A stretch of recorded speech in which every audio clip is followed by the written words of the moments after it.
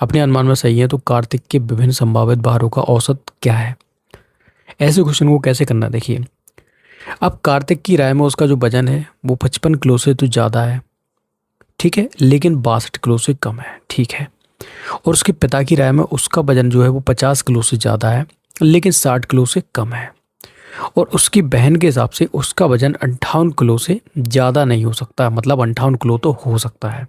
तो यहाँ पर इसका मतलब है कि उसकी बहन के हिसाब से उसका वजन 59 नहीं हो सकता, 60 नहीं हो सकता, 61 नहीं हो सकता और 62 नहीं हो सकता, ठीक है। तो यहाँ पर हमें अगर पहली कंडीशन के हिसाब से देखें कार्तिक के हिसाब से, तो उसका वजन कितना हो सकता है, 56 हो सकता है, 57 हो सकता है, 58 हो सकता है और भाई 58 तक ही हो सकता है, 59 नहीं हो सकता। अगर 59 ले लेंगे तो उसकी बहन के हिसाब से उसकी कंडीशन क्या है, गलत हो जाएगी, तो 58 तक तो हो सकता है।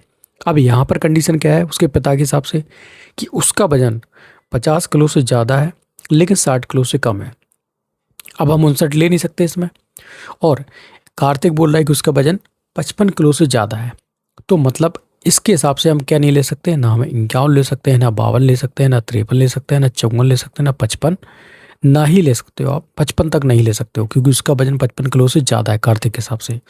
तो बचा क्या फाइनली हमारे पास क्या बचा, 56, 57, 58।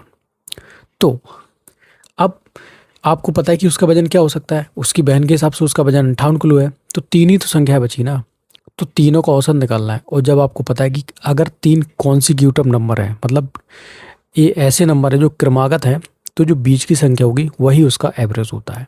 तो यहाँ पर 57 क्या है, उसका एवरेज हो जाएगा। That's it. तो पूरा कंसेप्ट भी आपको समझ में आ गया। इस प्रकार के क्वेश्चन अगली बार से आप किस प्रकार से सॉल्व करोगे।